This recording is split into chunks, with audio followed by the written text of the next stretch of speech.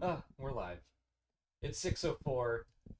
We're a little late, but honestly, we weren't sure we were going to do this until 7 minutes ago. No, 17. 17 minutes. But we made it. Just a tiny bit late. Just a little late. You know, we gotta keep everybody on their toes. We got Nathan, Eloasti, and Adam Torsk in the chat. Welcome. We, just finished filming the Q&A, and we were like, we can do it. We got 17 minutes to change the entire room, the camera setup, and all the mics, and it looks like the audio is working. That's a big achievement right there. Yeah.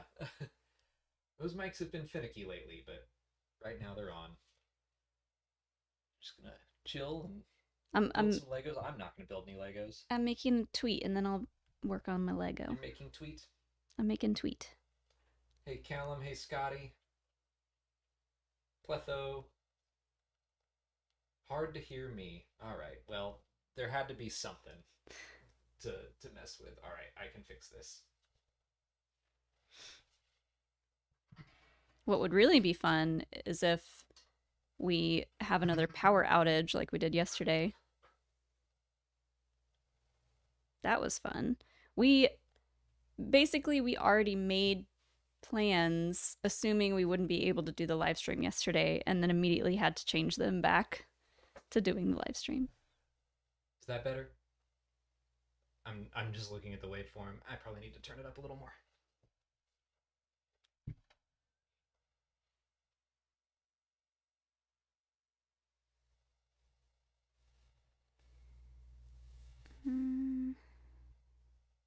But yeah, it's like our forecast here in Georgia, it's like a thunderstorm a day. Just a small one. I mean, yesterday's wasn't small, I guess, but we're turning into that Florida weather. Is my mic off? Is it plugged in? Yeah.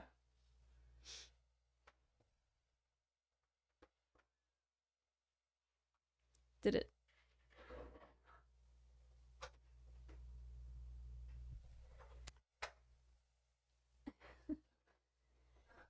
Like I said, it's not a Star Wars Explained stream without audio issues. Oh no.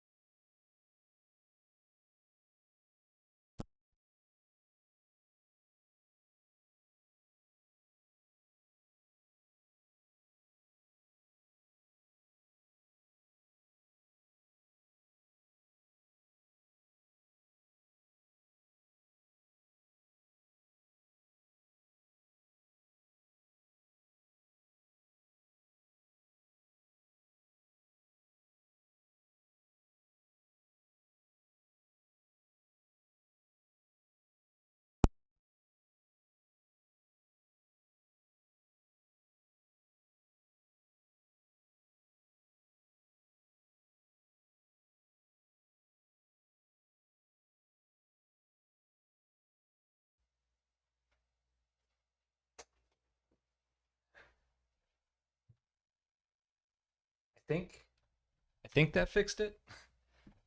Are we back? Are we on the same stream? Should be. Okay. I think that looks like it's working now. I don't know. That's stupid, Box. You're right. It just, I don't know why it wants to work sometimes and it doesn't want to work, and we need to ask some of our friends who do this what they use and just use that. I was just talking to Boomstick about microphones the other night. I just need to figure out how to stream with which I'm sure would work fine, those wireless mics we got. Those would work better than this nightmare of cables. Nightmare of Cables is the name of this entire room. Mm-hmm. Cables and lights and heat. Sean Rooms to picture of you just giving the gym helper my face that it was frozen on. Oh, I'm trying to scroll back up in chat. Thanks everyone for hanging in with us. Hanging in. Hanging in. 12 Cat says, "Hey, just came from Blind Wave stream. Was fun seeing you in chat. Yeah, that was a great conversation. Really enjoyed hearing the two of them talk. I like their takes and their opinions and their attitude about everything." Sorry, I'm still making that tweet. Eventually, Molly will build. Or maybe I won't. Maybe you won't. I'll just refuse. You're just gonna sit there and tweet. Molly's just basically on TikTok over there. Why can I not do this? You know what? I'm just gonna leave it. There's no tweet. Legendary Mothman says, Alex, in addition to being a walking Star Wars encyclopedia, is also tech support, and I'm much worse at that. I basically just sat there and plugged things, unplugged and plugged them back in until it worked, and eventually it did. Pinecoast also commented, that was a solid freeze frame on you. I mean, yeah, that could have been way worse. Instead, you're just smirking. I just try to smirk into the camera at all times in case it freezes. This is a great place to freeze. She looks exasperated.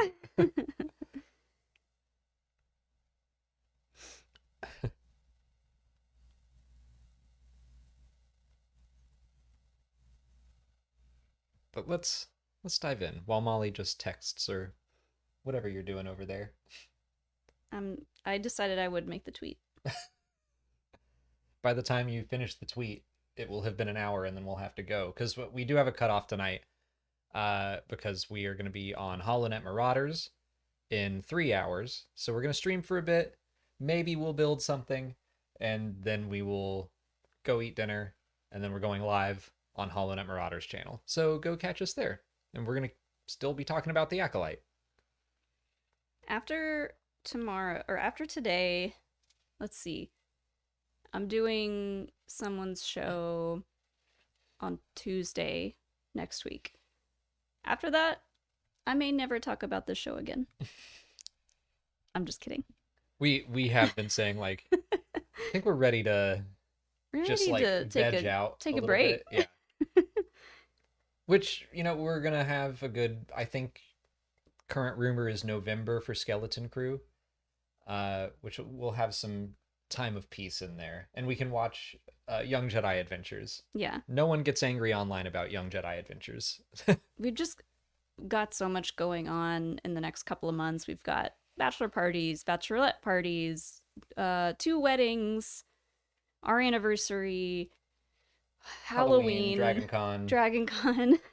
It's like such a busy time. So yeah, I'm very glad that we'll have a break between shows. All right, the tweet is out. I did it.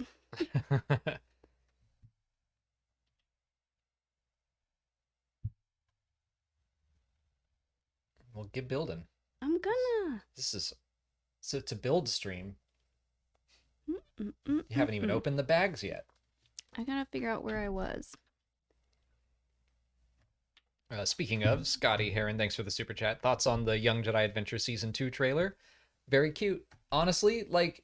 Very excited. Made me slightly emotional. Aww.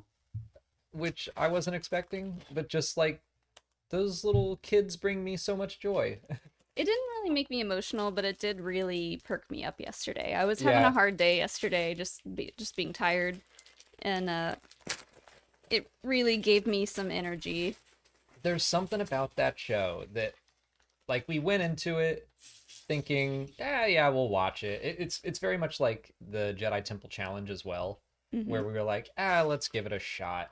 But we wound up getting invested in the teams and the game show of it all. And this, I was like, this has a more deep story than I was expecting. Like, I wasn't expecting what they're doing with the main villain of the series. Right. I thought that was really cool. I love when they tie into the books and stuff. Seeing Bell Zettifar and Loden Greatstorm and Ember, all that stuff was great. But yeah, I just like the little characters and they're fun to watch. And we don't cover it heavily on the show, I don't feel the need or desire to do reviews for every episode, but it is just something that we're like, let's throw on Young Jedi Adventures while we eat, and it's so cute.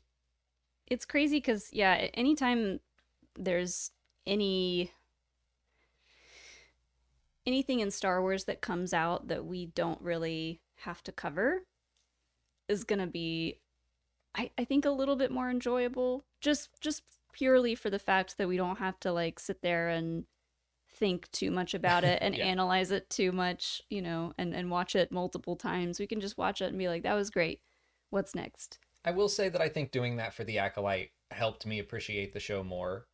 I think just about every episode ended, and I was feeling like, okay, that was good. And then I would rewatch it slowly and dissect it, and I was like, okay, there's a lot more going on here than I Well, initially thought. you did it though, like immediately after seeing it for the first time. Yeah, I mean, that's what a reaction video is. That's how my immediate reaction was. But then when I sat and thought about it and really dug into it, I was like, there's more to this than I caught on my first viewing. Yeah. I couldn't do a review the same night of seeing the episode. I have to sleep on it. I have to. Otherwise, I will have very hot takes. Someone, to talk about Young Jedi Adventures again, one of our patrons asked for the weekly Q&A what on-screen version of the High Republic we have enjoyed the most so far. So we saw a glimpse of it in Star Wars Jedi Survivor, and obviously the Acolyte and Young Jedi Adventures are the other two big ones. And as far as like what I think of when I think of the High Republic, I would go with Young Jedi Adventures just because it's a happier time. I mean, season 2 might be less so because it's actually taking place alongside the books, but that's kind of like the golden age of the Jedi that I think of. Whereas the Acolyte has the aesthetic, but we are entering the fall of the Jedi era very clearly. Mm-hmm. So I'm like, I could use a little YJA. I think of the High Republic and I think of death and destruction. So I think of Acolyte. No, I'm just kidding. I just think Acolyte and Young Jedi Adventures are like on the two opposite ends. One is very happy-go-lucky and one is pretty dark. So Yeah. But if I had to choose, well, see, like, I feel Real like, quick, I just want to say Infinite Entertainment. Sorry, I just like saw this question and answered it, but no, we haven't answered yours yet. I feel like, there's not a whole lot in the Acolyte that makes it feel High Republic, aside from their outfits. Right. The High Republic that we know from the books and stuff. So aesthetically, it's there. The robes. There's a vector. yeah. Wish we saw more of those, but maybe in season 2. I saw something else I want to address, and then oh, there it is. John Curl says, Alex, I know you said you would like it if Bell became Kai's master. What do you think are the chances are that they are both in the same lineage as Kanan and Ezra? So we go Bell, Kai, and then maybe.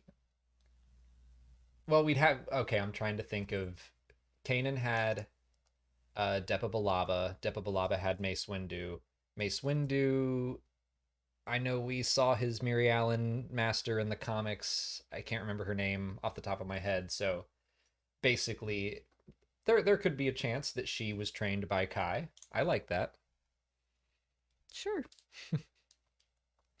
But jumping back to before we had to shut the stream down and restart it, Elo Asti sent in the first super chat. Thank you so much. If you kept your body but switched voices with any Star Wars actor, whose voice would you want? D. Bradley Baker. Yeah, I mean, honestly, then you have all the voices. I have all the voices. Man, I didn't think of that at all, and that's the answer. We just got to see him speak at the Outlaws event that we were at. Well done. Like, you You found that loophole immediately. That would be a weird voice to come out of my body, but it would work. I would have a lifetime of gigs. Never have to work another day. It's very smart. See, I was going to ask if I could switch voices and bodies with Timothy Oliphant, but your answer's better. I mean, having, let's see, what other iconic voices? I mean, James Earl Jones. Sure, I would go maybe Billy D. Williams if we went. Yeah. Just, man, what a smooth voice. I remember when he was out at Star Wars Celebration right before The Rise of Skywalker, like when we were first hearing about Episode 9, and he came on stage, and I was like, this is the coolest man alive. He's so cool. Yeah. How old is he? He's still the coolest man alive. So cool. The coolest.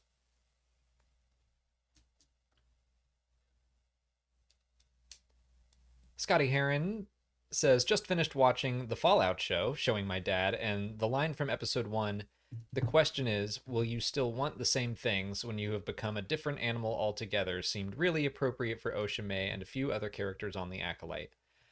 I still want to watch that show. we did watch the first episode, but I remember what happened, but like I don't remember that line. It was only 8 episodes, I think. So did we watch just the first one, or did we watch the first 2? I think we just watched the first one.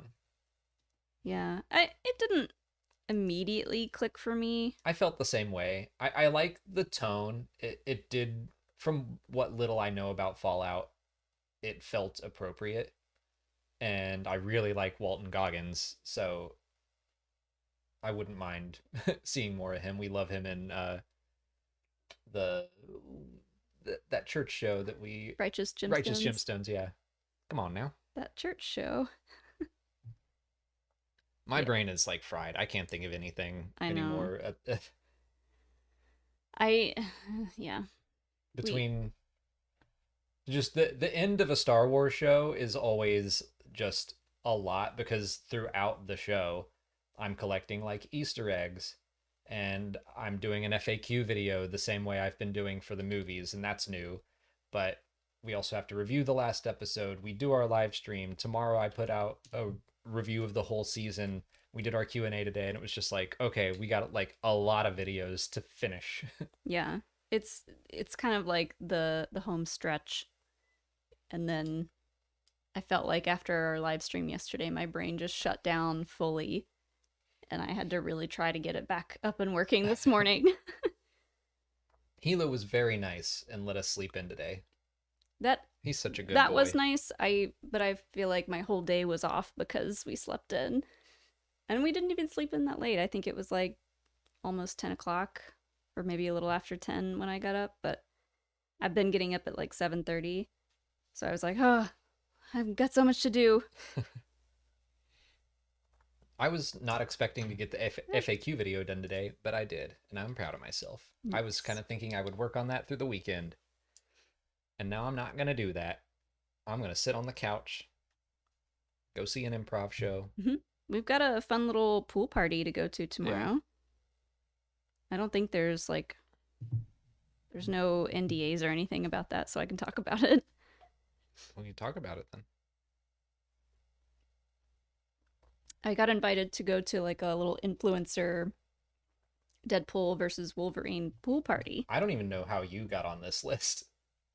Molly all of a sudden started to get invited to like press screenings for movies and stuff, which we've not a lot, like 2 or 3. Only like 2 or 3 maybe, but yeah, not anything crazy. No red carpets, just early-ish screenings for some movies, but yeah, they do like an influencer outreach program, and they were just like, hey, what are you interested in talking about? And I was like, Disney stuff, you know, Star Wars, Marvel, whatever, the nerdy stuff.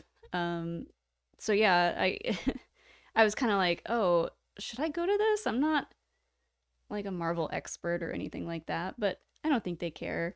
I will We're ride your coattails. I'll be your arm candy. we're talking about everything and anything on the Lego streams. So technically, if we mention it here, we can say, that's part of our channel. John Ertan says, "I sense some jealousy." I'm like, what? What? How? I don't know how, but I'm not complaining. Me neither. Anyways, I'm not complaining either. the pool party invite lets me take 3 friends. So, of course, I'm going to take Alex, and I'm going to take our friend Evan, who is working in the film industry, also is a fantastic editor for a bunch of people. And then our friend Jeremy, who is also a YouTuber. So he's on Gameservatory. Yeah. Genuinely, like, even though he's one of my dearest friends, he also, I genuinely think, has one of the best video game essay YouTube channels I've seen. It's called Gameservatory. The amount of work he puts into each episode is insanity, but it shows. So check out Gameservatory. From a certain point of view, we are all influencers. So. Sean Room asks, which one of you is Deadpool and which is Wolverine? I want to be Wolverine. Really? I think you're more of a Deadpool. I mean, I think you are the more lighthearted crack jokes one. That is true. Yeah, Wolverine has a lot of issues. Okay, you can be Wolverine. You can be both, and I'll just be Cyclops off in the corner, I guess. I think my outfit for tomorrow was going to be Wolverine colors, but I could easily change that because it was just going to be like black and yellow. I'm just going to probably wear straight up Star Wars stuff unapologetically. I don't have any Marvel stuff. You're going to get kicked out. I don't have any Marvel stuff. I'm just kidding. What are they going to do? It'll be cool if there's some cosplayers there, though. John Curl says, I'm conflicted about Deadpool and Wolverine because I hate Deadpool and I love Wolverine. You might like half that movie. Perfect confliction. Come down the middle. What is... We haven't seen a Marvel movie in theaters in a while, but I am interested in this one. I like the Deadpool movies. I really like some of the X-Men movies. I'm interested. Yeah, I think it'll be fun. We've heard some rumblings about the first 40 minutes being good, so... Yeah, a lot of people apparently got to see 40 minutes of it today and had good things to say about it. I'll give it a shot. If I keep getting invited to pool parties, happy to talk about it. It is going to be strange. Like, I'm more just... Going to a pool party with a bunch of strangers has a strange vibe to it. Where I'm like, I don't know how to feel about going to a pool party with friends. Into it. Going to a hotel pool, which is crowded, but like everyone there is a stranger. Like, okay, it's something about being invited to a pool party where I'm like, I don't know anyone. They're not strangers. They're potential friends. There you go. It'll be fun to meet other influencers in our own city. That's true. Plus, when's the last time we've been to a pool party? It's been a while. Trenton Woonshell says, trivia question, what is the full name of the Jedi Starfighter, not the Ada? Like, not just the Ada? I believe it's the Actus class Ada 2 Interceptor? Or Ada 2 Actus class? Ada 2 Ada 2 Actus class Interceptor? Class, that sounds right. It sounds right, or it sounds like mumbo jumbo. This is good old schmodown stuff. Oh, the other one? The Delta class? Delta 7? Yeah. You have surpassed me, I think, in your recall. Well, there's a Delta 7B. Right. And then there was a different one in the Clone Wars movie, I think. Or that was the B. I can't remember. Like, there are 2 different Delta 7s, and has the droid compartment on the side and one has it on the top. Oh, Corey Stated Pat is in here with the Delta 7 Ether Sprite. Shake my head. Yeah. I always liked the Ether Sprite part of the name. That's such a cool name. I'm over here just like every trivia question now. this doesn't bode well for DragonCon this year, but I'm just like, No, it does. if it does for you. I'm just sucking all the information out of your head at night and like using dark magic to pull it out of Ah, your head I and put knew it I into shouldn't have let mine. you watch those lesbian witches. Dang it. I am going to have my time at DragonCon trivia. Also, hi Corey's Datapad. If you haven't checked out Corey's channel, he's recently put out 2 videos that I liked a lot. Uh, the first one he did was like what to read if you really liked Andor, and he just did one what to read if you really loved The Acolyte, and I like that. What should I read if I liked The Acolyte? The High Republic, probably. I actually, to be fair, I haven't watched that one yet, but I really liked the Andor one, and I thought there were some inspired choices that I did not think of. I bet the Plagueis novel is on there, and Yeah. I do kind of want to read it. I don't know. How long is it? Plagueis? 400 pages? Ugh. We'll see. They need to make cliff notes for me specifically. That's what I do. You just ask me. I probably couldn't do that for the Darth Plagueis novel at this point. But I plan on rereading it soon. Jesus Fernandez asks, do we know if spaceships need like a key or something to start working, or can anyone get into any spaceship and fly away like Rey in The Force Awakens? Well, the ships of the High Republic, technically, I think they were using their lightsabers as keys. That was for the weapon system specifically. Yeah, but not to just fly it, I don't think. I assume there needs to be like some sort of activation code. I feel like that has been mentioned before, or I might be getting things mixed up with Battlestar Galactica, where they needed like launch codes to get away from New Caprica. Hmm. I really liked the little escape ship that was part of Soul's ship Yeah, that May takes. I like that too. The helmet was cool. But as far as ships, like I think Star Wars ships and also a lot of Star Wars technology just works the way the story wants it to work, where like if we want Rey to be able to escape in the Millennium Falcon, she can just get on it and go. Unkar Plutt left the keys in or something. If we want this door to open, shoot the door controls and it'll open. If we want this door to lock, shoot the door controls and it'll lock. Like, Well, the Falcon, I think it was supposed to be like it's such a piece of trash that no like one who would steal it anyway? no one would even want to steal it.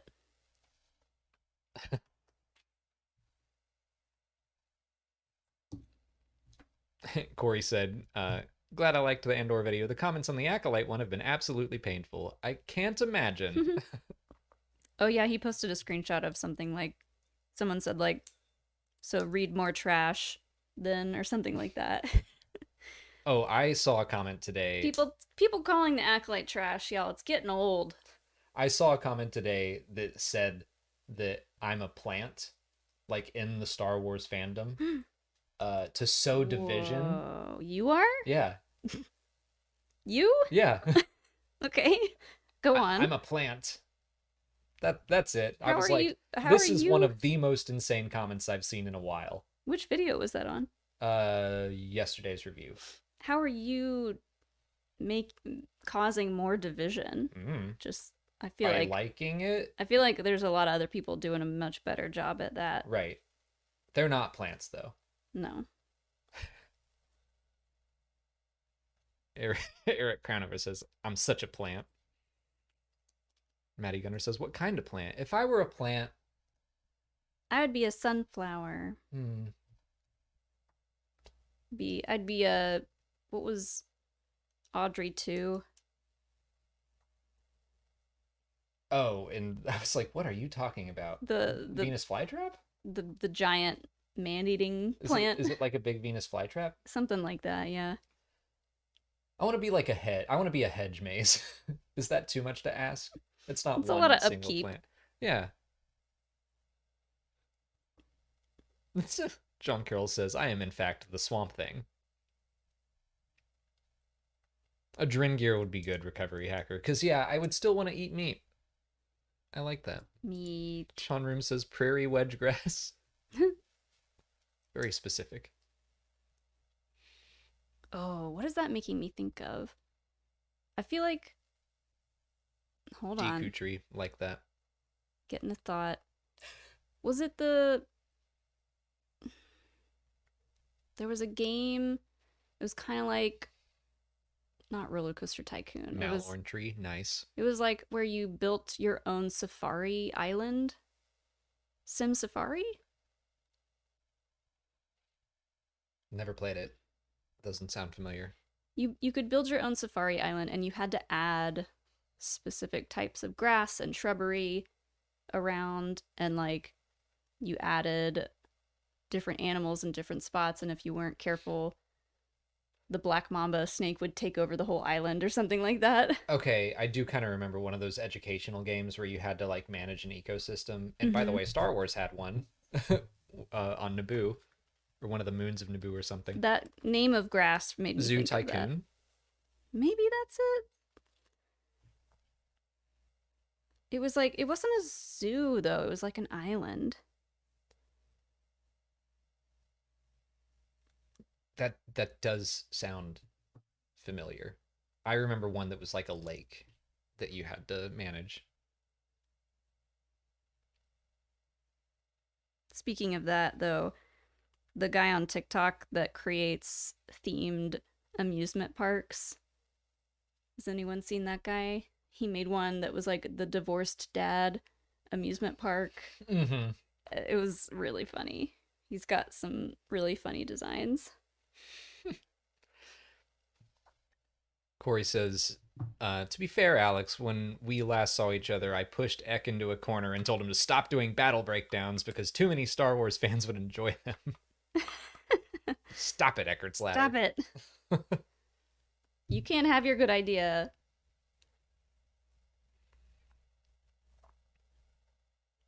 Literal Table 756 says, do you think the upcoming High Republic lightsaber collection book will feature sabers from Jedi Survivor and the Acolyte, such as Daggons and Souls?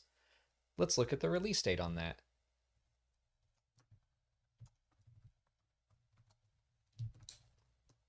I bet Daggons is going to be there, at least, because they have tended to include him in things like the character encyclopedia, the High Republic character encyclopedia specifically. I assume they would try to pull in everything to be like, hey, if you liked The Acolyte and you're looking at these lightsabers, maybe you want to read the book or play this video game. It comes out in October, at the end of October. Yeah, I would expect to see not just the books and comics in there. I doubt the Acolyte ones will be in there because that would have had to have been approved a long time ago. But maybe. I think they could have done that. I mean, it went into production a while ago, so I'm sure they had pictures of them. And if the book's not coming out until well after the series ends. Infinite Entertainment. Sorry it took me so long to get here, but with the original trilogy reaching its end in the comics, where do you see the comics going from here? I really hope that they jump into the prequels. That's my wish. Just, I think with it being the 25th anniversary of The Phantom Menace, we are having like comics and books come out around that time. I think it would be fun to just make that the main Star Wars comic, and it goes from episode 1 to maybe not all the way to episode 2 because that's a long time, but let's just get some early stories and adventures with Obi-Wan and Anakin. Charles Soule did that 5-issue comic, and I like that, so I think this would be just a new, refreshing thing to do. But I also just think the more likely answer is them saying we're just going to post Return of the Jedi and keeping it chronological.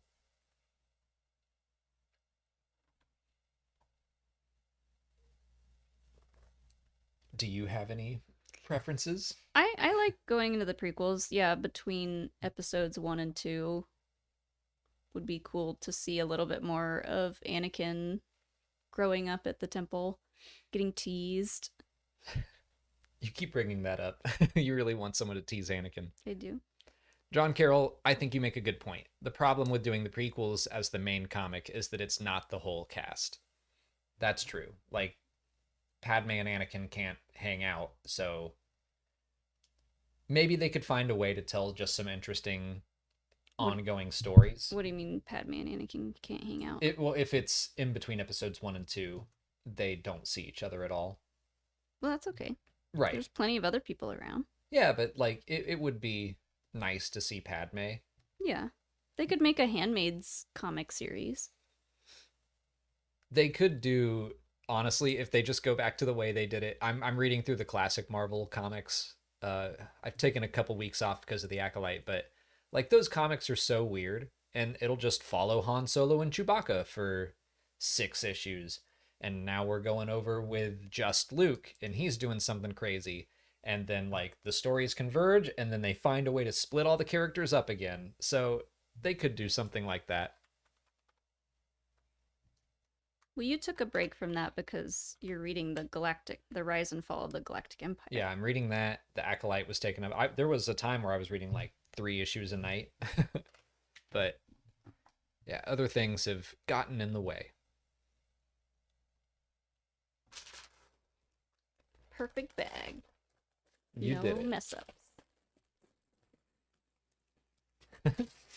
Sean Room says, how about an old Jedi Adventures series? Follow Oppo, Yoda, Jocasta, Terra, etc. as they go on missions and yell at younglings to get off their lawns. I'm into it. That would be fun. We did get that one High Republic Adventures comic that took place on like a Jedi retirement ship. It was only 1 issue, but it was about Torben and Cantum, and they had to team up and save a bunch of olds. I mean, just from what we got in The Living Force, I think that could be potentially very funny. Mm-hmm. Just like seeing Uriel argue with everybody because he's so old and bored. He just wants to start fights now. He's a little prankster. Old Jedi Adventures, sponsored by Advil. Hey, you don't have to be that old to want to be sponsored by Advil. I'm an ibuprofen man. Is that the same thing? I don't remember. Yeah, anti-inflammatory, non-steroidal, anti-inflammatory. The fact that you know this means you are old.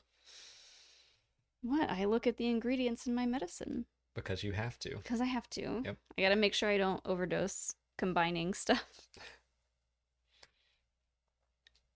Hey, Sleep of Giants just says, is anybody going to match my Babu Frick?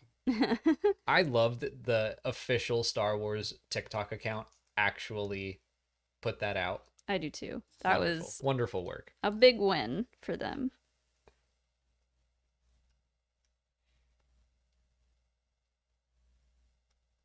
Prepare yourself for what's about to happen.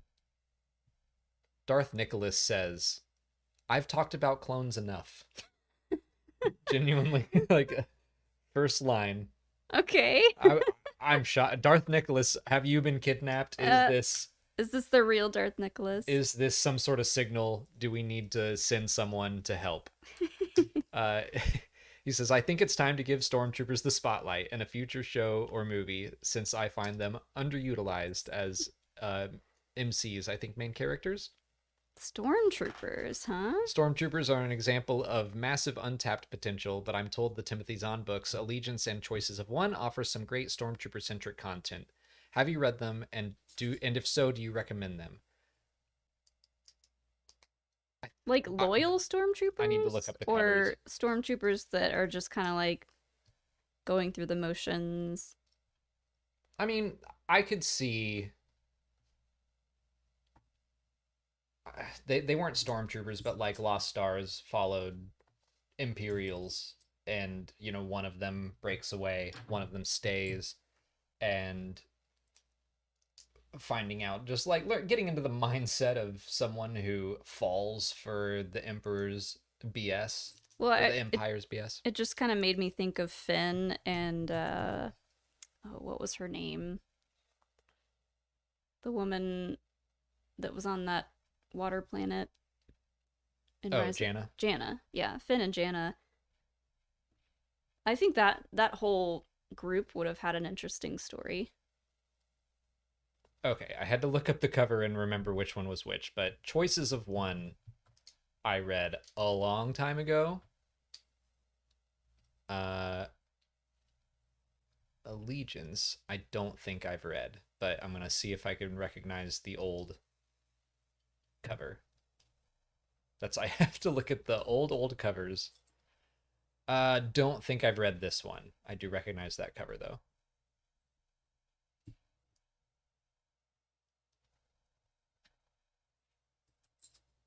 When did that come out? 07. Yeah, I was in college then. That makes sense that those were my like dark Star Wars years where I was doing college things and I was meeting you. Aww. Doing college things. I was doing college things.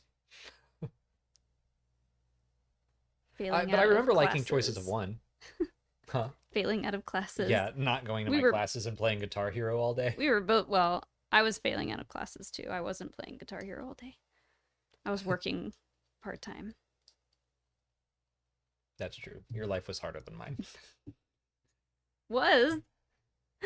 Now it's way easier than mine.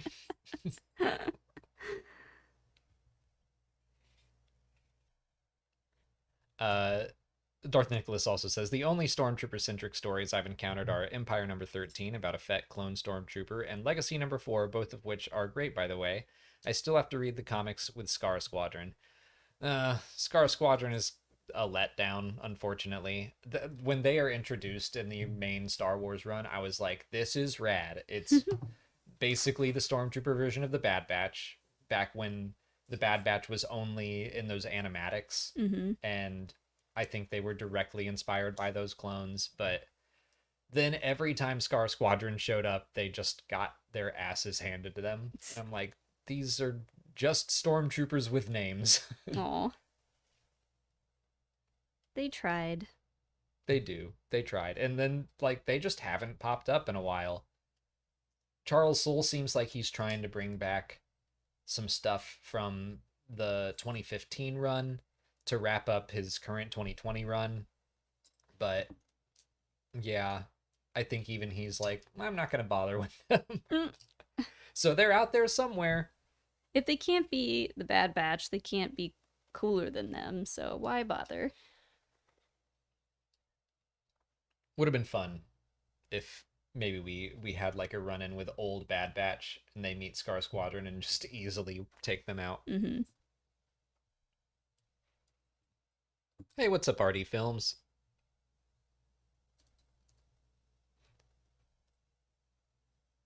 Joseph Cooper says, I'm so confused. Star Wars official databank says the Stranger is a Darksider and some may call him a Sith. Leslie Headland says Sith. Who's right?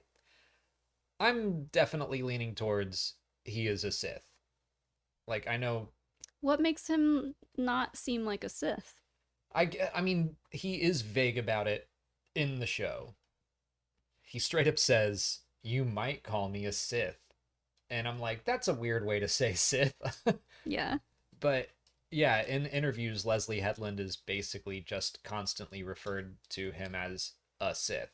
So I think he is. I think that he is, or maybe was, part of the rule of two. Maybe he got kicked out or something. I don't know. But with Plagueis there, I'm assuming Plagueis Master, Chimere, or the Stranger is the apprentice, and Osha is the Acolyte. I wonder, like, sometimes I am frustrated by, Lucasfilm, because I just want them to commit to calling someone something, but I could see them not wanting to call Chimere or the Stranger a Sith if his story doesn't end up him being a Sith. Like if he survives in the long run and goes back to the light side, like maybe they wouldn't want to call him a Sith then. I don't know. I don't know. I do just want think them it to is call like, him a Sith. yeah, just this lack of commitment.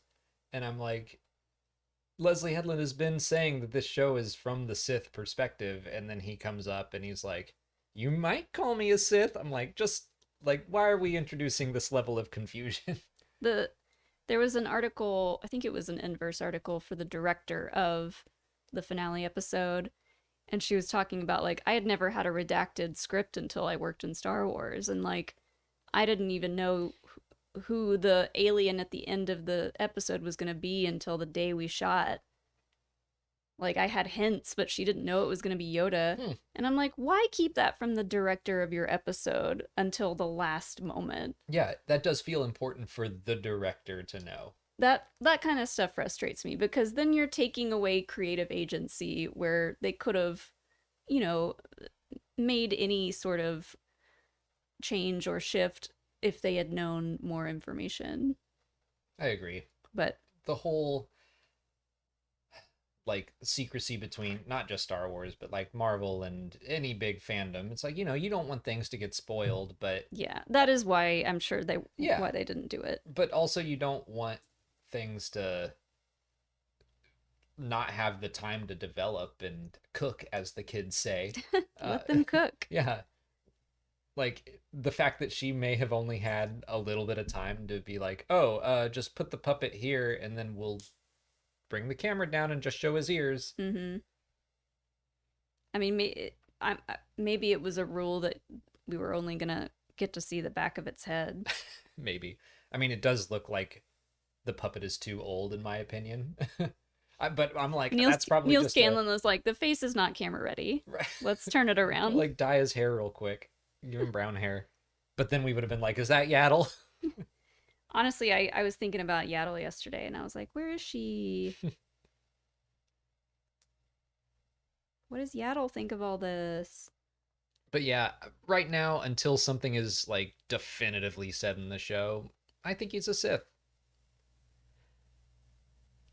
Jesus Fernandez says, I recently entered in a Schmodown rabbit hole and saw some of your matches. If you had to play tomorrow, would you be ready, or do you feel a bit rusty? I feel very rusty, but it depends on who I had to play. It depends on who you're playing. If I were playing Ken Knapsack, not to call him out, I think he feels just as rusty as I do, so I'm ready to go. Like, yeah, I think that would be a really fun match. Just be like, hey, we're not going to study. We're just going to sit down and answer some questions. But I'm trying to think, like to face Andrew DiMolanta or Thomas Harper. No, no chance in hell. or Nikki DiMolanta. Yeah, they would destroy me. They studied so much more than we did, and because we were like at some point studying to the amount that it was required to win those matches was brutal. And like, we already do this full time. We weren't going to spend our downtime studying more trivia. It's just like, we couldn't handle it. It got to be way too much. And that's why I like Dragon Con, because the questions are ridiculous and hard, and there's really no way to study for it, in my opinion. We definitely, I feel like, have a leg up because we just spend all our time talking about it. And also the written... But we still lose sometimes. Most of the time, yeah. I'm 2 years in a row, excuse me. but not this year. I don't go into it expecting to win at all. It's just kind of like the luck of the draw. Will Daniel ask me a question that I happen to know? Mm-hmm. Especially in that final bit. But Sean Room's in the chat, and he was the only one up there that could remember the Legacy run. It's a great moment. I felt like such an idiot. I was also several drinks in at that point. That's also so true. Whoa, what's that ship? That looks crazy. I know that seen one. That before. That's a triangle ship. It's not a triangle, but it's a weird shape. It's a bit of a triangle. Kind of. Yeah, like an open triangle that you have your cargo in. A lot of people think you're going to take it this year. Me? Mm-hmm. Yes. Yes, I will. I'm just gonna go ahead and put that out into the ether. I was bummed last year. The guy that got second 2 years ago, he was destroying in Clone Wars era stuff and like really deep cut. Who's this clone? What clone battalion is this color scheme? Like he was doing really well. And you get to the final round and it's just sudden death. So at that point, it's just whoever gets a question first wins. And I was like, if Daniel asks a deep cut Clone Wars question, then that kid's gonna win. And I wanted him to win. But he couldn't compete last year, and we saw each other on the floor. He was like, I took the written test, but I got in, but I can't be here tomorrow. I was like, no. Who is that? I'm sorry, I don't remember his name. But he definitely grew up in like the Clone Wars. Was he the one that was on our other panel? No. I don't remember his name. Okay. I've only run into him at the trivia competition.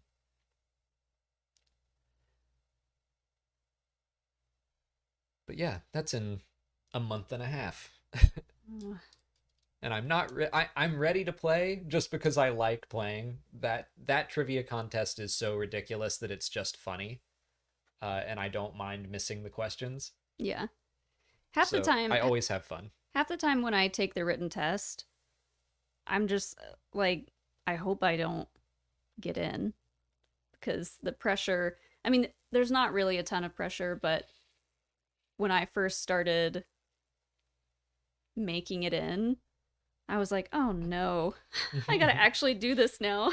It's always been a thing that Alex does, and I get to sit with our friends in the audience and drink and heckle. And then I started getting up there and I was like, oh no. Stop being so smart.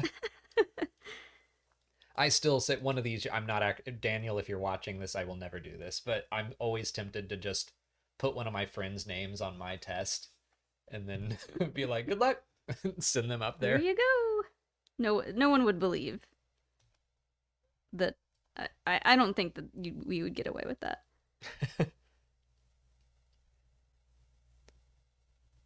I want to bring this up just because I like the question, but Nathan Troxel asks, has your opinion changed of the Jedi after the Acolyte? I see them as flawed now instead of noble. And I was going to say, I think that is like a very binary way of looking at it. They are flawed, but you can still be noble. And I'm like, Vernestra and Sol are making some choices. Sol's choices were bad. I don't agree with what Vernestra is doing. But no, my opinion of the Jedi, I really want to say it, my opinion of what a Jedi is has not changed. The Jedi Order has always been shown as flawed because I think that their job is an impossible one, to wrangle 10,000 different people who are all trying to do good in the galaxy. But how do you define that for all 10,000? Like, you can't. And I think it's easier for Cal Kestis to be alone in the galaxy and just doing good where he can, when he can. That's why I think most of the best Jedi we think of are like, I love Cal, I love Luke, obviously.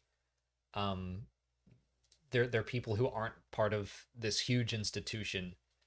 And once you get everything into an institution, and then you have to protect that institution, it gets in the way of things. But I still think unequivocally that the Jedi are good.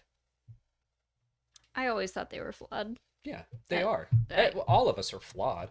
Or, this didn't super change my opinion of them or my view of them. I like that it gave us examples of how they can be flawed. Pletho says what I'm thinking without getting too deep into my personal life, but experiencing religious trauma gives one a unique read on the Jedi. Yeah. that's that's how I feel about it. Like, institutions really mess with things, especially when you're like, we have to protect the institution above all else. Mm-hmm.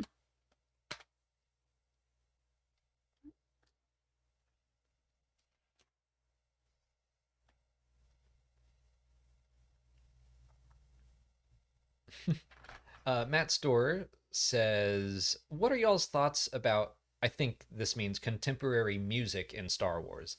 I loved the Acolyte, but as soon as the credit song came on, it really took me out of the galaxy far, far away. No slight to the artist as a musician, the song was great, but just didn't fit in for me. And also, thanks so much for giving us an accepting place in our fandom."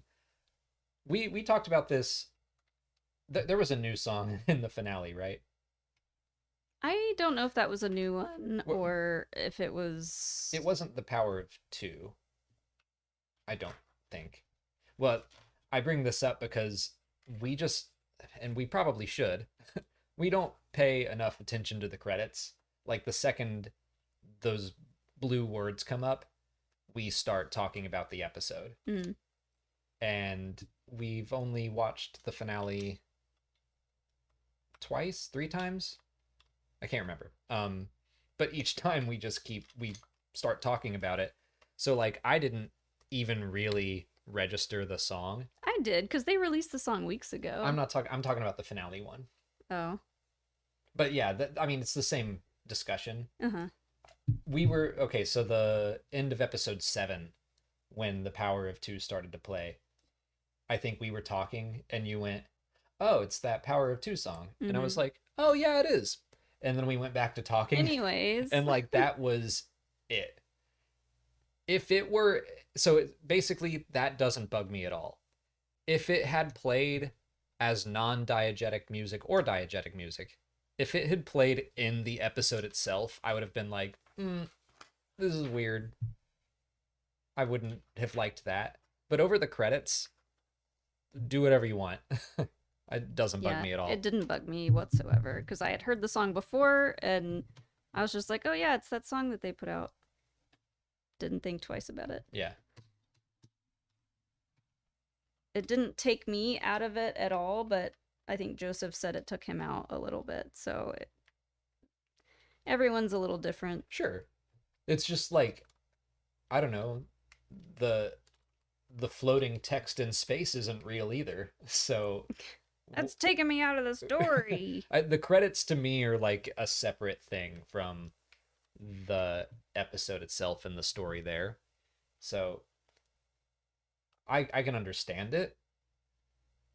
Why someone might just be like, this is a strange choice for Star Wars, but as long as it's not in the episode. If May and Dosha were fighting and the Power of Two came on and they were like slow motion dance fighting, I'd be like, no, I'm not about that. This isn't A Knight's Tale. Yeah. They honestly though, if they made like A Knight's Tale for Star Wars and used all in Star Wars music, that'd be interesting.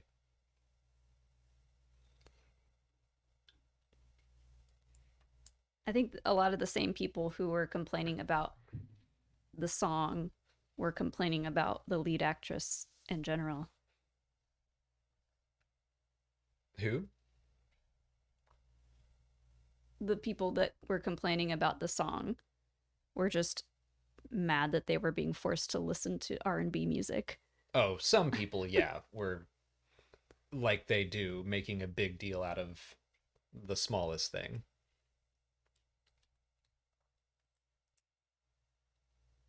Lightspeed Bear says, after Acolyte, High Republic, Ahsoka, Tales of ×2, Young Jedi Adventures, and Kenobi, I'm looking forward to some non-Force user content coming soon, I hope.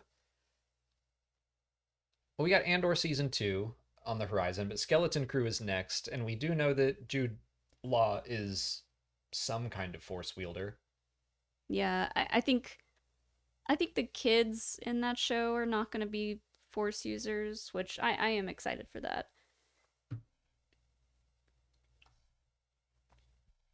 Just showing like regular middle class parents and what kind of shenanigans their kids are getting up to in I the Star Wars world. am really interested. Like, it's so weird to think back to a year ago. Yeah, Celebration. They showed us a Skeleton Crew trailer, which I'm just like, you can put that out whenever, guys, because it was cool. And we saw like Star Wars It's a middle class suburbs. teaser. Yeah, and we saw like cubicles and stuff, which I guess we kind of saw in Andor as well.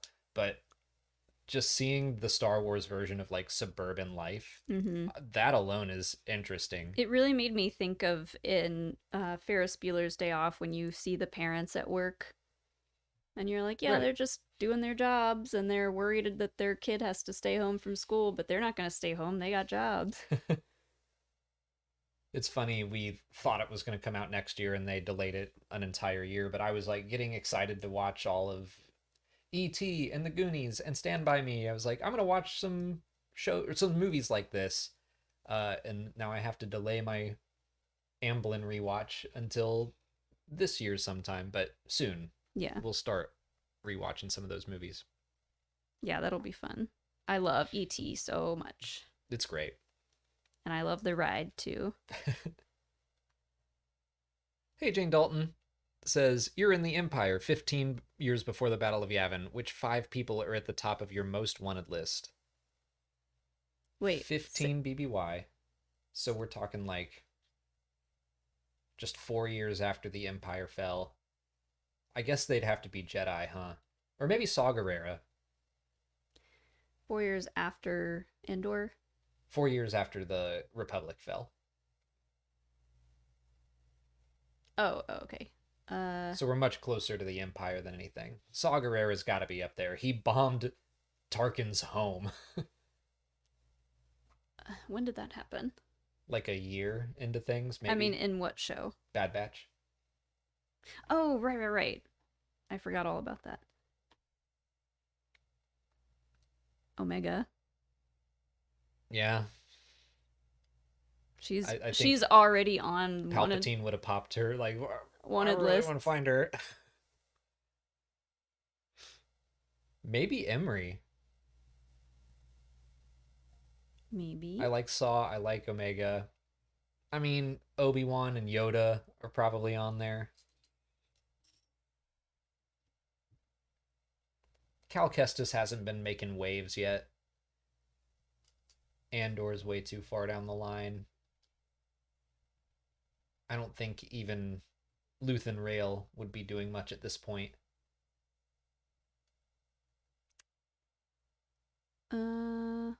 Ventress? Would Ventress or what's his name? I guess it depends on if they know that Ventress is alive or not. Yeah, probably not. Quinlan Voss. Quinlan though, Voss. maybe. Any potential Jedi that are still alive are on that list. Yeah. But I like Yoda's got to be at the top of that.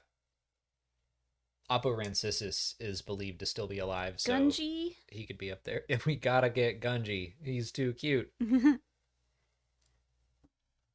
mean, I guess Grogu and Keller and Beck are out there too. No. We can't have his name on that Palpatine list. just wants to hug him. That's all.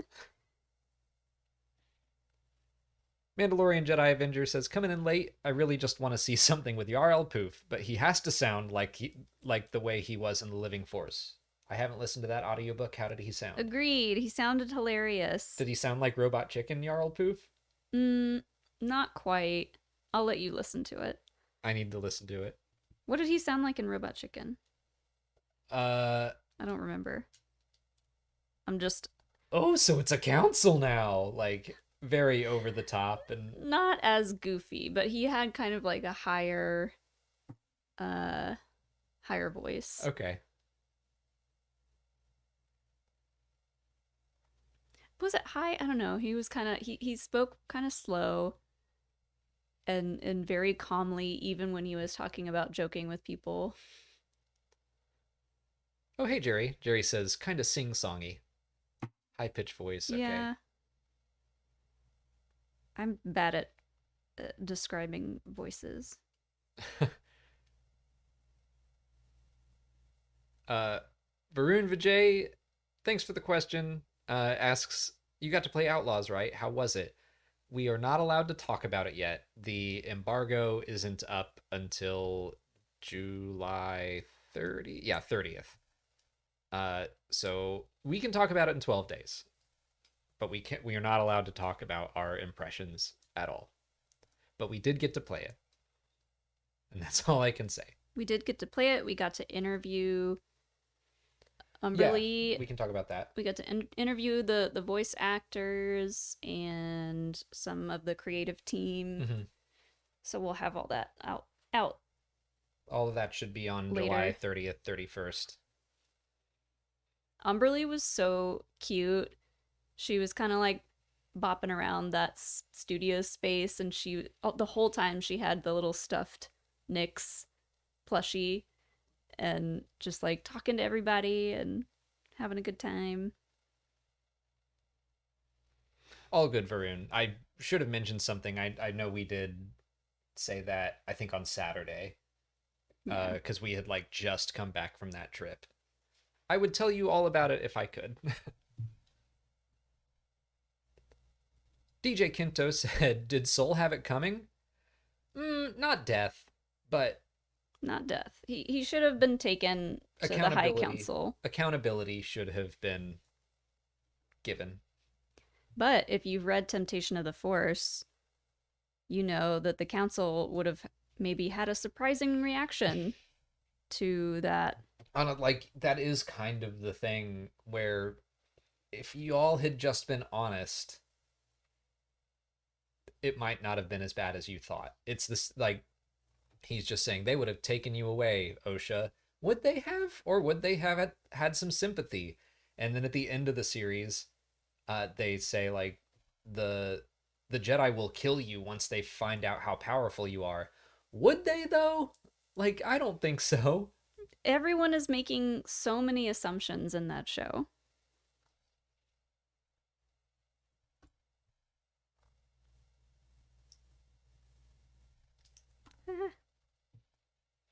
But that's his death scene is like very tragic, very well done. I mean, that tear coming out and him telling her it's okay. I'm like, ugh. Yeah. It's pretty brutal. Darth Nicholas asks, would you like to see a Scar Squadron versus Bad Batch showdown on Pabu? Yes. Sure.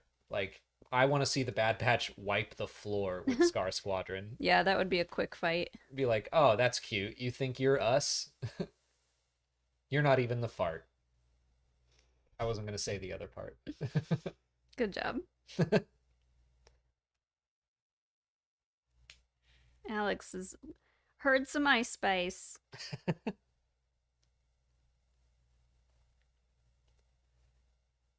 Ice says, watching The Acolyte has made me want to dive back into the High Republic books. I'm not a big reader. I engage much more with the visual media, so it's very much trying to broaden my horizons. But I have read the first chapter of Light of the Jedi, and it was fantastic, so I definitely want to continue with the adult books. Might throw in the YA books, too.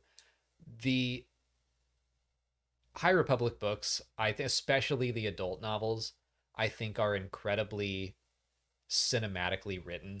Light of the Jedi, the Rising Storm especially, like, I was able to watch that all in my head as a movie, basically, the way that the main action sequences were written.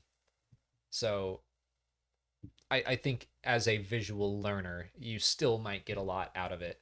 But if you don't with the books, check out the comics, because that is a more visual medium.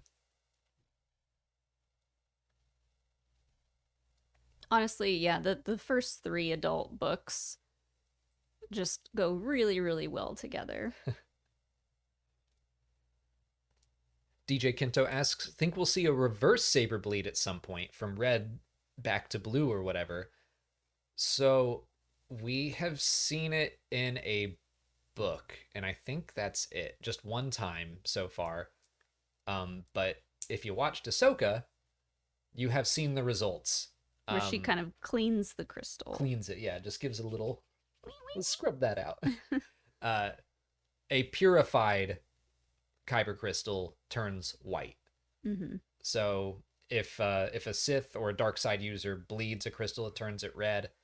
if a light cider meditates on the crystal and purifies its force energy, it turns white, and that's what makes a white lightsaber blade. Uh, I don't know that I would have guessed we would see a bleeding on screen like that. So now that that's happened, I'm like, yes, I would like to see the opposite. Mm-hmm. Maybe Soul's lightsaber at some point will turn white. That'd be cool. Yeah. Maybe May will take it. Like if I at first I thought maybe season 2 would be like an anthology kind of thing, but it definitely seems like they're setting us up to continue following these characters. Do we know if the Inquisitors bleed their blades? We don't know.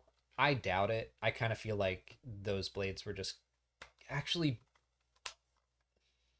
I'm trying to remember Inquisitor Rise of the Red Blade. Because I was thinking if we ever got any more content with Riva.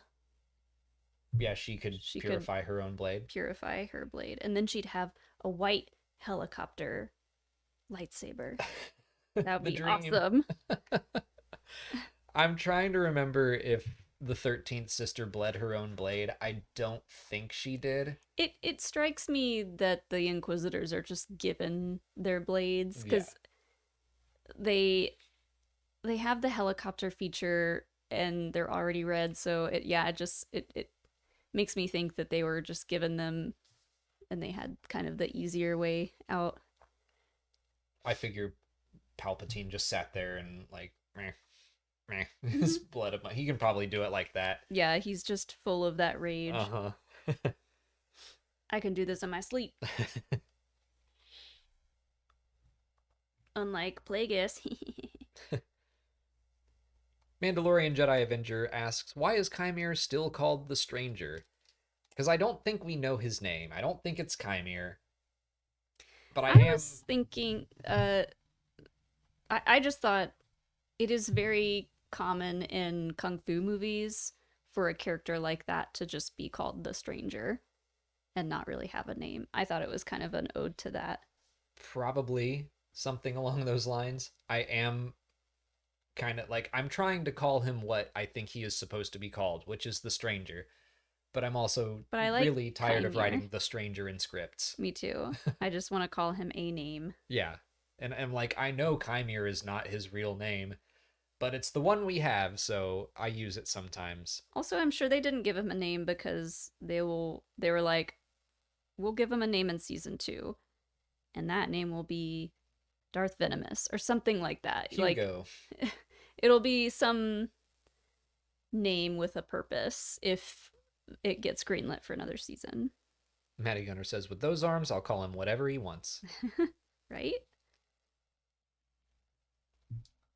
Eloasti asks, what are your secrets to the Fountain of Youth? Looking at old pictures, you both haven't aged in 10 years. We stay inside a lot doing That's this. That's not true. I think we go outside for a lot for YouTubers. We walk Hilo every day. Yeah, for like 40 minutes. And I've literally shuttered all the windows in the house. I think we go outside more than most of our friends. If you're all watching, I'm calling you out. That's fair. Go outside, Ryan. Hilo is a needy little boy and has to go out several times a day. Sunscreen is important. Drink a lot of water, exercise, eat good food.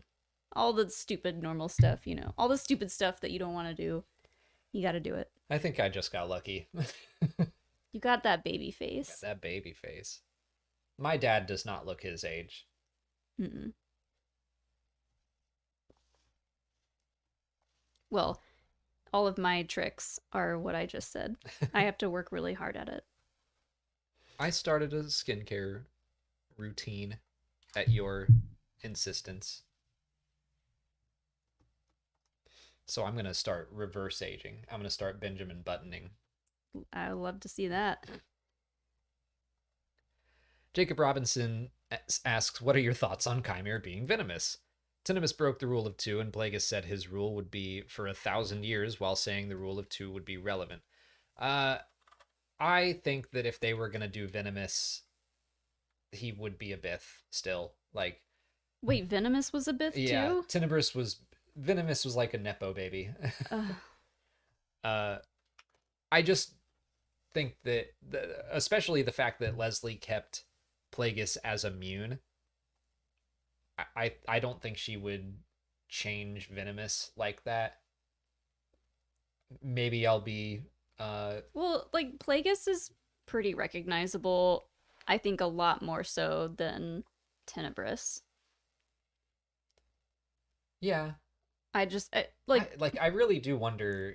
We're in too deep, and I don't know how much the regs of Star Wars fandom know Tenebris about. was never on the cover of any books, was he? No, So that's the Tenebris wasn't. Venomous wasn't. that's the only measure that I have. If he was on a cover of a book, he's going to be more recognizable Yeah, by slightly. far. But yeah, I just don't think that Chimere, the Stranger, whoever. I think he's probably a new character instead of just stealing someone else's name. But maybe not. Maybe season 2 will come out and I will be completely wrong.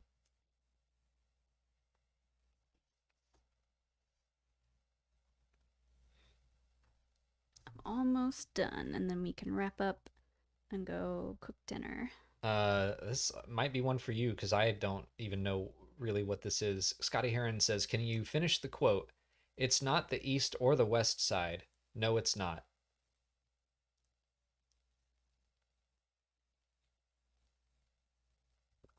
I have no idea what that's from.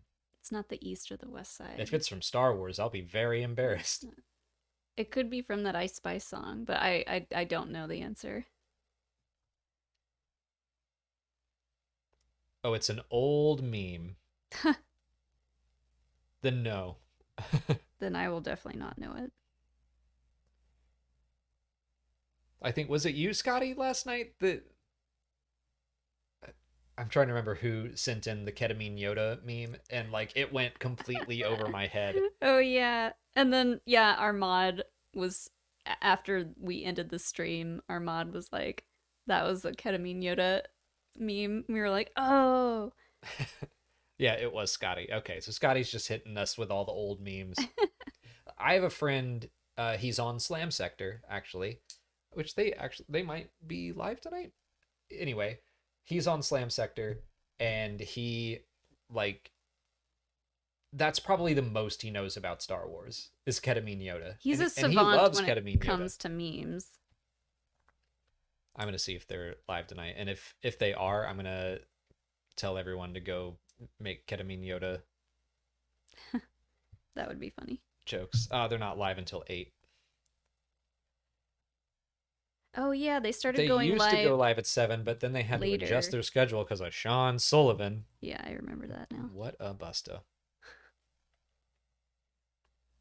Is this right? I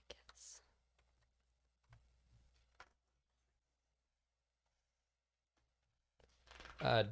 Jank says, concerning Force Choke and Jedi seemingly struggling to fight it like Soul, is there more to it than just the physical aspect of closing a windpipe, maybe also being overwhelmed by the Force? I would say yes, if we're going by old, the Darth Bane novels. They talk about how in combat, one of the first things they would teach a Sith or a Jedi to do is like put up a, hey Pippin. Pippin just jauntily ran in. They would teach Sith to put up like a force shield around themselves so they couldn't be force choked or pushed or anything. It was something hard to maintain, but yeah, like it seems like once it starts happening, especially if you weren't expecting it, it's probably hard to push back on it. But also Soul kind of seemed like he was letting it happen, like he didn't want to fight back, and he was telling her it's okay. Hopefully Pippin jumps up here.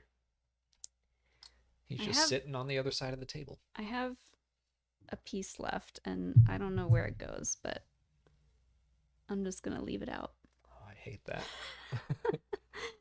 I think I know where it goes, but the piece fit in fine the way I did it, so... Yeah, I'm not a completionist when it comes to Lego. If it's not falling apart, it's done. Oh boy, I'll look at it later. That's Okay. fine. It'll be fine. I shouldn't have even mentioned it. I saw it. I was looking at it over I there. should just collect my weird leftover pieces and let you think it's done and then like put them all on the table. I was gonna make a snide remark about like you always make fun of me when I have to go back, but here you are. I'm done. I'll look at it later. Heartman asks, did you hear about the trilobite named Han Solo? Also, have you seen the OSP vid on Rogue One? I don't know what OSP is. Also, did they... OSP. Is Pippin still in here? Did they name a fossil Han Solo? Oh, they did. That's cute. A fossil? Or wait, there's an ant named after Harrison Ford. uh-huh. And now we have a fossil named after Han Solo. I don't know if it's a fossil. It's like a monotypic genus of agnostid trilobite whose sole member is Han Solo. I did not know that. I just learned something new. Interesting. But I don't know what OSP is. The OSP video on Rogue One. So no, I haven't seen it.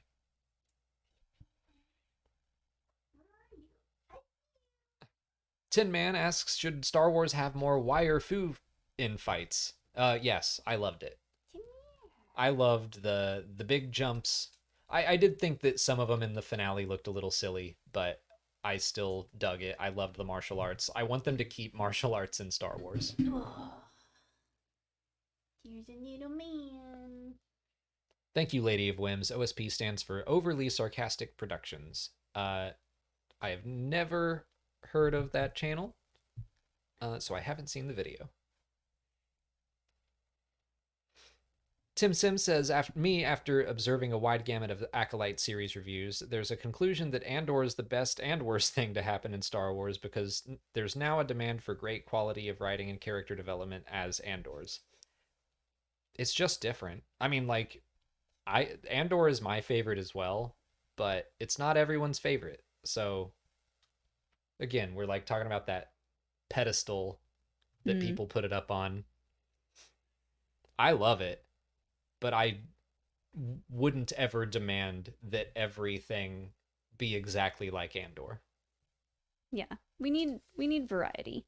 It's the spice of life.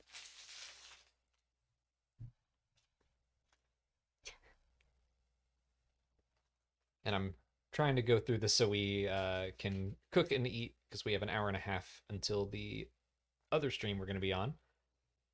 Darth Nicholas says, now that I've watched The Acolyte, I need to dive into the rest of the High Republic era. What are the chances we'll get some Mandalorian content in the High Republic? Low. They're already doing too much. Like, not too much, but there's a lot going on that they need to wrap up. At least in the current publishing initiative. What are the Mandalorians up to at this time? Do we even know? No clue. Probably fighting amongst themselves. I'll say that. Yeah. We got plenty of that already, I think. So, at least in phase 3, I'm not expecting any Mando stuff, but at some point someone might go like, hey, I want to write a story about Mandalorians set at this point. But I'm not expecting it in the next year. Pippin's set up there, but I assume because the laptop is putting off heat. Yeah. Now he's just taking a bath. You happy over there? You just showing everyone how pretty you are? Aw. You're so cute. Cater's Minis, we are going to be on HoloNet Marauders in an hour and a half at 9 p.m. Thanks for asking. Tim Sim says, 100% unfair comparison to the wide variety of... What are you doing? Pippin's like, what are you reading? What are you doing? Unfair comparison to the wide variety of Star Wars shows, and there's fears of diminishing viewers if quality remains mediocre in shows not named Andor, but also acceptance of if it's not for them, then they'll move on. Thoughts? I have to read that again.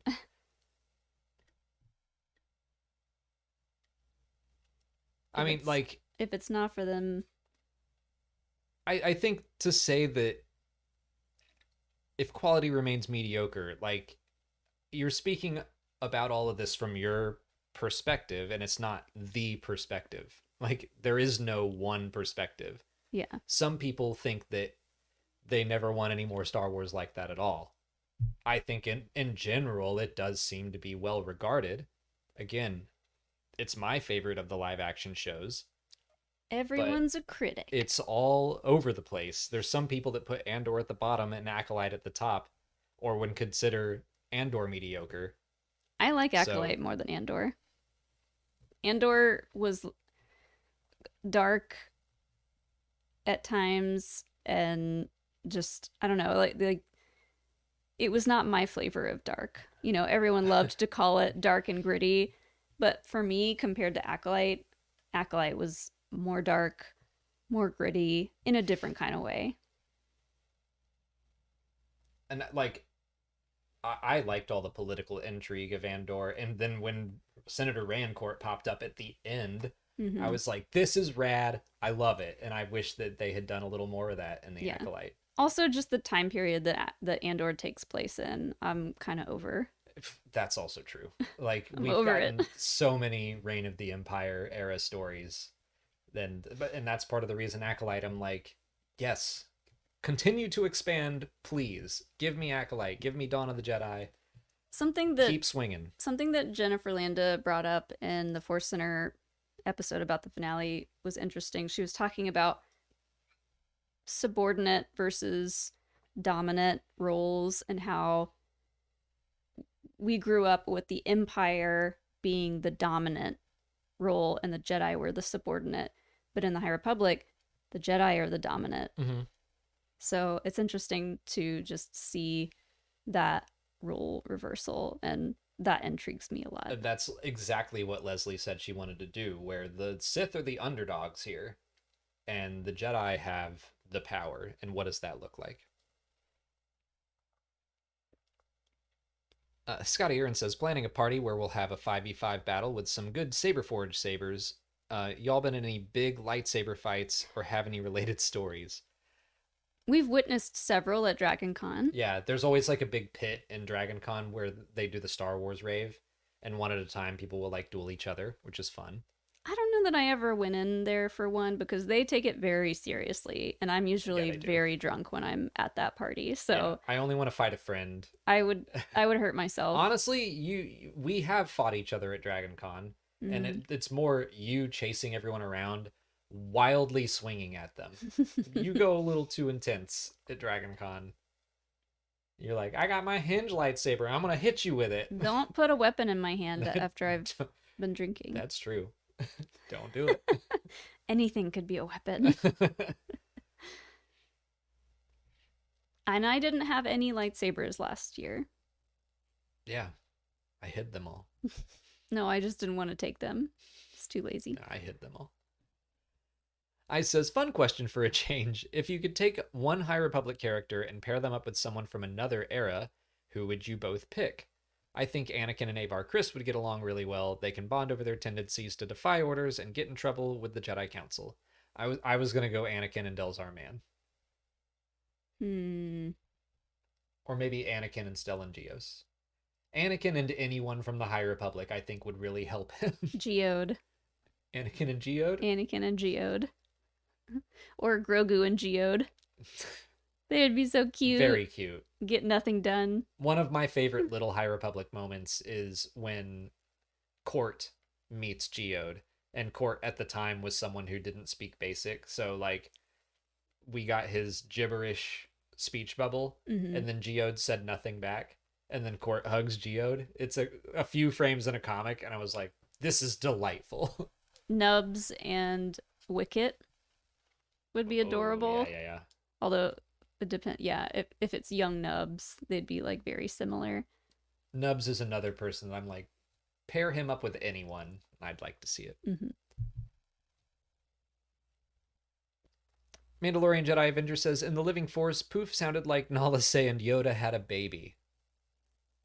Okay. I'm trying to I could see that, I guess. mash that audio together. I'll let you listen to it. Hunter's Hologram says, if we get a season 2, do you think Darth Plagueis will be a main part of the plot? May the Force be with you. I don't think he'll be I still don't think he'll be a main part of the plot, but he will have to be at least central to Chimere and Osha's part of the plot for at least the beginning of it. I would guess that he'd be. I think Vernestra is going to take more of a center stage than she did this season. Mm-hmm. I would maybe guess that Plagueis might be kind of like Vernestra's size role. Maybe he pops in and out.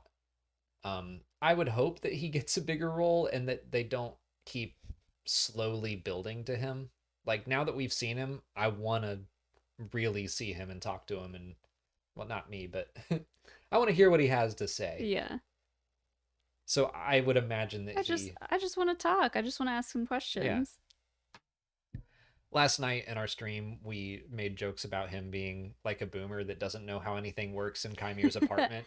And I have not stopped thinking about that. And I think it's hilarious and delightful. We can never go back from that now. Yeah. Plagueis is no longer scary because he doesn't know how the Wi-Fi works.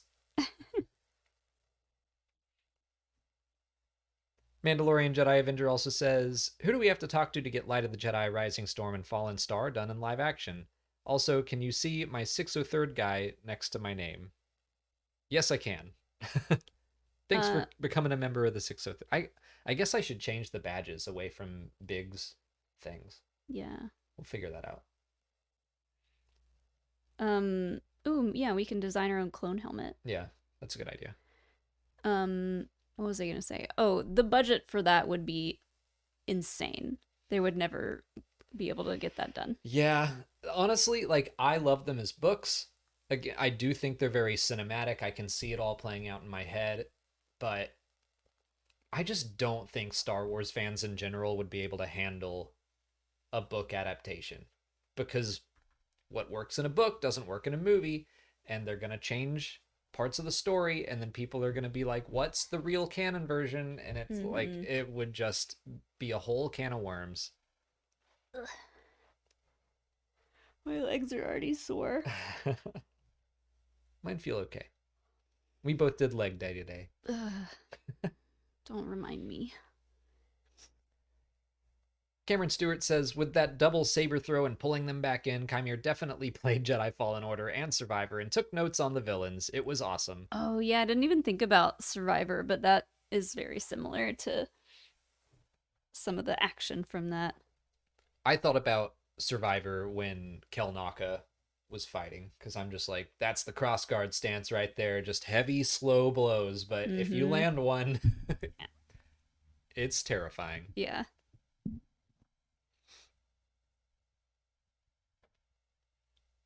Ice says, the funniest thing to me in the finale was Chimere putting on his helmet as soon as he sensed Vernestra. I guess we know why he wears the helmet.